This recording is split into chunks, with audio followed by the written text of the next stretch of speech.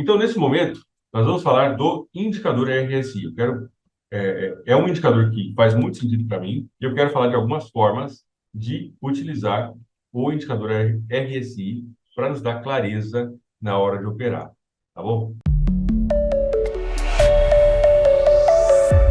A configuração padrão do RSI, essa aqui que está na tela, a gente pode observar, ó, o RSI de 14 períodos, ele está contabilizando, né, o cálculo dele é nos últimos 14 períodos. E para que serve o RSI? Tem os números, a graduação de números deles aqui vai de 0 a 100, ok? De 0 a 100%, e ele é pensado para ser um indicador que pode ser utilizado de muitas formas. O que é o RSI? É um oscilador. E osciladores demandam cuidado. Por quê? Por causa que osciladores, eles balançam, né, o tempo todo, tá? Tá subindo e descendo. E o oscilador, quando a gente pensa apenas em situação de sobrecompra e sobrevenda, pelo fato de ser um oscilador, ele fica balançando o tempo todo e ele dá muito sinal falso, tá? Então, essa é uma desvantagem. RSI, então, é o índice de força relativa, é um oscilador, e ele é mais utilizado, ou principalmente utilizado, quando as pessoas pensam em situação de sobrecompra ou sobrevenda. Vamos explicar isso rapidamente aqui no CHJP. Quando o RSI passa para cima de 70, esse é o padrão, tá? Esse aqui é o que geralmente se utiliza. Quando o RSI passa para cima de 70, vou colocar aqui em vermelho, quando ele passa para cima de 70 ou para baixo de 30, é onde nós temos possível situação de canseira, exaustão de uma das forças do mercado e etc. Ok? Está para cima de 70, compradores potencialmente cansados pode iniciar um movimento de queda. Essa é a leitura de pensar em a exaustão. Aqui, ó, passou, vou pegar outra cor, passou para cima de 70, e aqui, ó, o mercado estava aqui, e aí ele caiu. Aqui. Só que aí tem um problema, né? Muitas vezes, os compradores só fazem de conta que estão cansados, tá? Ou talvez não sejam os compradores que fazem de conta, talvez é o RSI que faz uma leitura, fala assim, os compradores estão cansados, ou os vendedores estão cansados. Mas, na verdade, não é isso. Então, aqui, por exemplo, ó, ele mostrou leitura abaixo de 30, o mercado fez só uma retraçãozinha, talvez aí um take curto teria pego, né?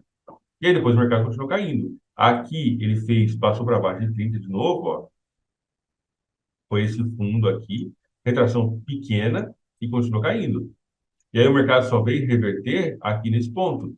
Então, existe um certo problema aí, tá? Em compensação, existem situações como aqui, ó, passou para baixo de 30 e aqui, certinho, cravadinho, o mercado subiu, aí, né? Enfim. E aqui, ó, passou ligeiramente para baixo de 30, aqui, o mercado ficou lateralizado e subiu depois. Agora, passou para cima de 70. Então, a primeira forma de usar o RSI, vamos pegar nossa colinha, essa é a primeira forma, tá? Um indicador de sobrecompra e sobrevenda. Passou para cima de 70, vamos colocar aqui, abaixo de 30, vendedores, vendedores cansados e possível, né, retração de alta ou correção, tá? Então, essa é a primeira forma, ok? Ajuda bastante, dá bastante clareza, né? Funciona em períodos maiores, tende a funcionar um pouco melhor, né? Porque não tem tantos ruídos aí no mercado e etc. Se a gente olhar, não é sempre, tá? Se a gente pegar aqui, ó, passou para baixo de 30, aqui nesse ponto, a gente está falando de gráfico de 2 horas, então fez uma retração, aí daria para fazer alguma operação. Aqui passou para baixo de 30, também fez uma retração. Aqui, ligeiramente para baixo de 30, movimento de alta. Deu uma encostadinha aqui acima de 70, né? Queda. Passou para cima de 70, depois veio queda, atrasou um pouco. Passou para baixo de 30, está subindo. Então, essa é uma forma, beleza? Pensar o RSI como situação de sobrecompra e sobrevenda, né? No gráfico diário, no gráfico de 4 horas, gráfico de 2 horas, etc. Agora, tem esse problema, inclusive o CHF-JPY é um exemplo bem claro desse, né? Um exemplo bem marcado desse, onde aqui ele passou para cima de 70 e o mercado continuou subindo. Tipo, cara, tô nem aí para o RSI. O RSI que se lasca para lá, né? Aqui passou para cima de 70 e, ó, aqui passou para cima de 70 e o mercado continuou subindo. Então, tem que tomar cuidado, tá? Essa é a primeira forma de utilizar o RSI. Uma segunda forma de utilizar o RSI é você estabelecer um nível central de 50%, por exemplo, e você utilizar, né, leituras acima de 50, potencial movimento de alta. Leituras abaixo de 50, potencial tendência de queda. Então, já temos duas formas. Vamos lá, vamos escrever para vocês terem a colinha depois, tá?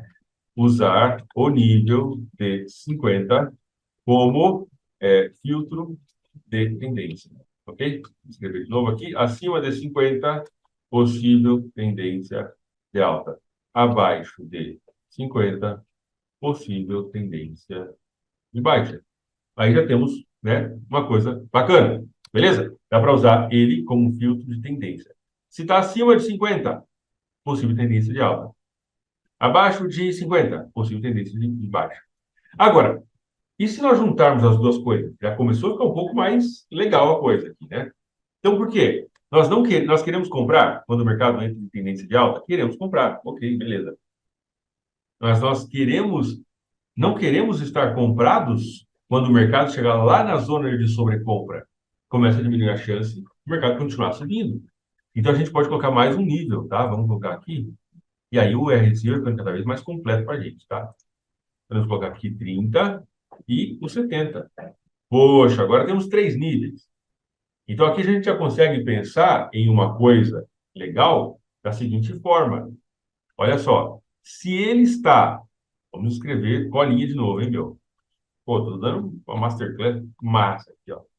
Usar os níveis de 30, 50 e 70 para filtro de tendência. Quando a gente pensa nisso, nós podemos olhar para o RSI como uma ferramenta desse jeito, ó. Se ele está acima de 50 e abaixo de 70, temos uma potencial tendência de alta e que não chegou ainda lá na zona de canseira. Então, aqui, por exemplo, ó, passou para cima de 50, aqui, ó, posso comprar. Vou priorizar a compra até que ele chegue lá na zona. Se ele passar para cima de 70, eu paro de procurar compra. Aqui ele inverteu a tendência, entrou nessa tendência de queda. Aqui entrou a tendência de alta. Aqui entrou a tendência de queda. Aqui alta de novo. Claro, como ele é um oscilador, ele vai balançar, vai dar sinais aí para todos os lados. Mas e se a gente usasse essa leitura? Isso aqui é o processo de criação de estratégia. Se a gente usasse essa leitura do gráfico de uma hora para determinar a direção que nós vamos operar no gráfico de 5 minutos. Se no gráfico de uma hora o RSI está acima de 50 e abaixo de 70, então eu vou procurar por possíveis oportunidades de compra lá no gráfico de 5 minutos. Por outro lado, se o RSI está abaixo de 50 e acima de 30, eu vou procurar oportunidades de venda, porque no gráfico de uma hora é tendência de queda, e eu vou executar o meu trade, o meu gatilho lá no gráfico de 5 minutos. Essa é mais uma forma legal da gente utilizar, tá? 4, olha lá.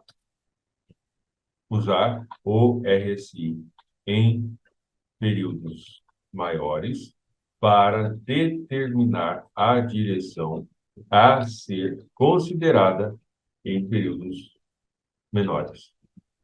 Entenderam?